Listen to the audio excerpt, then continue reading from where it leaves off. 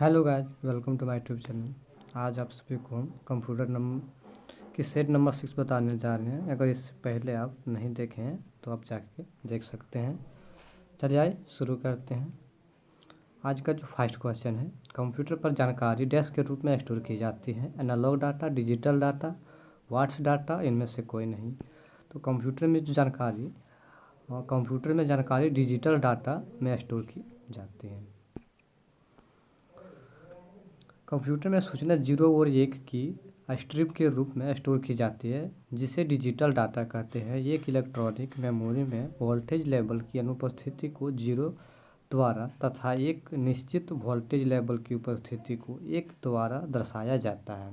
इस तरह 0 और 1 दो चिन्ह हैं जो कंप्यूटर की विभिन्न भागों की बाइनरी स्टेट को दर्शाते हैं। इन्हें बाइनरी डिजिट्स या बिट्स कहा जाता है। कंप्यूटर मेन मेमोरी शब्द वर्ड या बाइट्स में विभाजित करने की सुविधा देता है। एक बाइट में सामान्यतः 8 बिट्स की सूचना होती है। नेक्स्ट क्वेश्चन, इनमें से कौन सा हार्डवेयर का भाग नहीं है? कीबोर्ड, सेमीकंडक्टर, मेमोरी, लैन और मॉनिटर। इनमें से लैन जो है सो हार्डवेयर का भाग नहीं है। Mouse, chip, semiconductor, memory hardware, जबकि लैन लोकल एरिया नेटवर्क है। और माउस, चिप, सेमीकंडक्टर ये सब जो है हार्डवेयर हैं, और लैन जो है सो लोकल एरिया नेटवर्क है। एक निश्चित और एक छोटे भाग में आपस में जुड़े कंप्यूटरों का जाल होता है। यह ऑफिस, फैक्ट्री, विद्यालय आदि जगहों पर प्रयोग किया जाता है। किसका? लैन का।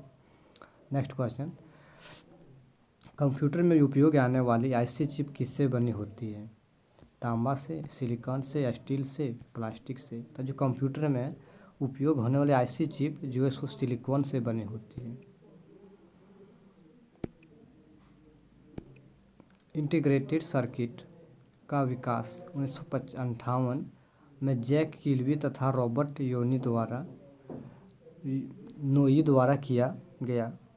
ये चिप अर्धचालक सेमीकंडक्टर पदार्थ सिलिकॉन एसआई के बने होते हैं। आलू के चिप के आकार के होते हैं के कारण इंटीग्रेटेड सर्किट को चिप के नाम दिया गया।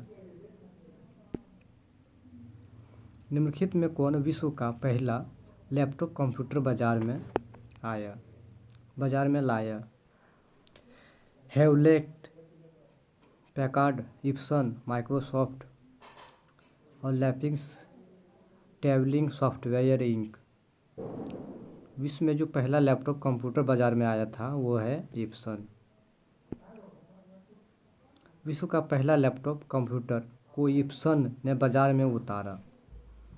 यह EPSN HX20 के नाम से 1981 में आया।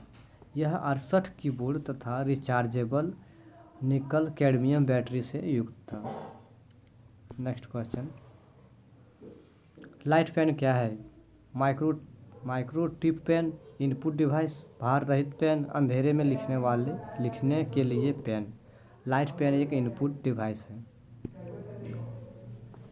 लाइट पेन एक इनपुट डिवाइस है। इस डिवाइस का उपयोग हम काफ़ी सटीकता से स्क्रीन टच पर निशान अंकित कर सकते हैं।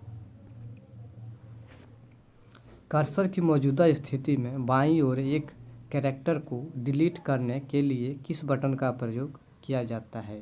Backspace, delete, insert, escape. Cursor की मौजूदा स्थिति में बाईं ओर एक कैरेक्टर को डिलीट करने के लिए बैकस्पेस बटन का उपयोग किया जाता है।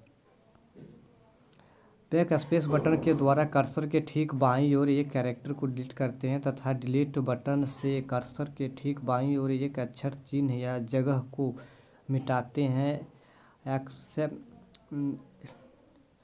एस्केप बटन पीसी को यह निर्देश देता है कि अभी दिए गए कमांड को तुरंत कैंसिल कर दिया जाए।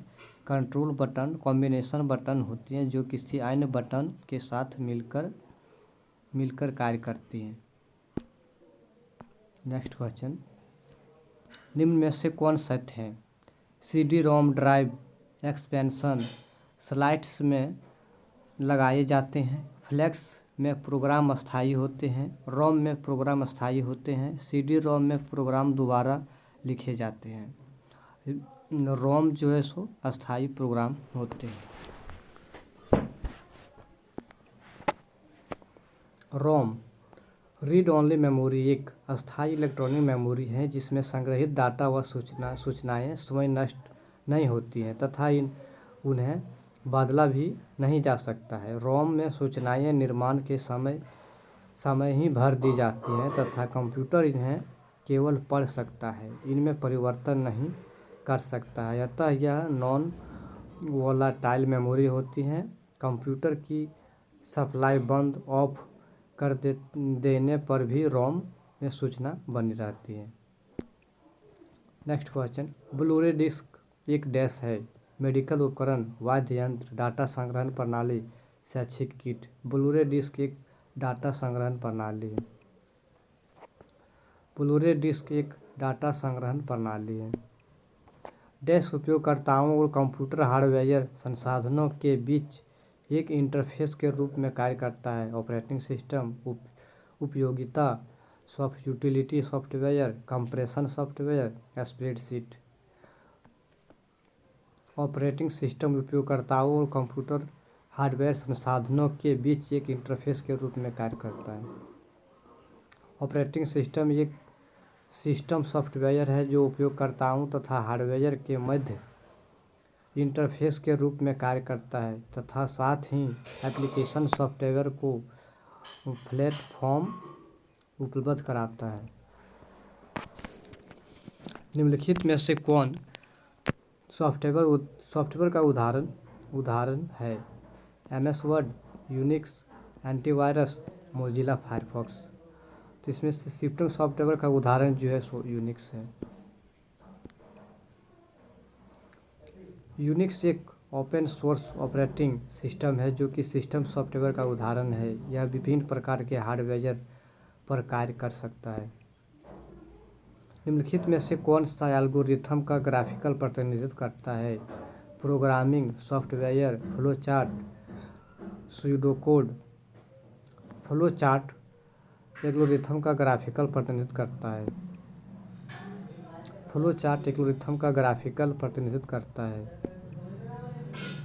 कोबोल क्या है? कोयले की राख, कंप्यूटर भाषा, नई तोप, विशेष गेंद। कोबोल एक कंप्यूटर भाषा है। कोबोल कंप्यूटर की एक भाषा है जिसका अर्थ है कि कॉमन बिजनेस ओरिएंटेड लैंग्वेज या हाई लेवल लैंग्वेज है जिसका प्रयोग मुख्यतः बिजनेस, अकाउंटिंग, साइंस एवं इंजीनियरिंग के क्षेत्र में होता है। डेसिमल संख्या तंत्र का बेस डैश होता है 2, 10, 8, 16। डेसिमल संख्या तंत्र का बेस 10 होता है।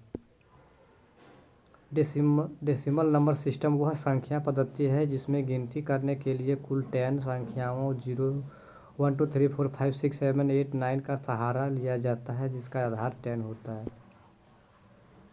सिग्नल की शक्ति या स्ट्रेंथ कम हुए बिना नेटवर्क की लंबाई बढ़ाने के लिए हम उपयोग करेंगे रिपीटर का, गेटवे का, राउटर का, स्विच का। अगर सिग्नल की स्ट्रेंथ कम किए बिना नेटवर्क की लंबाई बढ़ाने के लिए हम रिपीटर का उपयोग करेंगे। सूचना प्रौद्योगिकी नेटवर्क में रिपीटर का प्रयोग भौतिक परत में होता है। एक जगह से दूसरे जगह पर भेजे जाने वाले सूचनाओं के संकेत कमजोर न पड़ जाए इसलिए रिपीटर का प्रयोग होता है। मॉडेम प्रयुक्त होता है। Modulator, demodulator, modulator demography, model demodulation, modulation demodulation. Modem प्रयुक्त होता है। मॉड्यूलेटर और डिमॉड्यूलेटर। मॉडेम द्वारा आंकड़ों को समवेग में परिवर्तित करने उन्हें टर्मिनल में कंप्यूटर को एक और कंप्यूटर में टर्मिनल को लाइन में संप्रेषित किया जाता है। दुनिया के सबसे पहला वेब ब्राउज़र का नाम डैश था और इसे डैश द्वारा विकसित किया गया था। Gopher Bill Gates, World Wide Web और Tim Berners-Lee, World Wide Web, Bill Gates. दुनिया का सबसे पहला वेब ब्राउज़र का नाम जो था वर्ल्ड वाइड वेब था और इसे टिम बर्नर्स-ली के द्वारा विकसित किया गया था। टिम बर्नर्स-ली के द्वारा 1990 में वर्ल्ड वाइड वेब का आविष्कार किया गया था, जो पहला वेब ब्राउज़र था। कुछ समय बाद इसे नेटसस नाम से जाना जाता है। यदि इंटरनेट में एक ईमेल का पता bluter@mars.org है तो mars.org दर्शाता है सर्च इंजन के नाम को, सर्वर को, डोमेन के नाम को, रेंज के नाम को।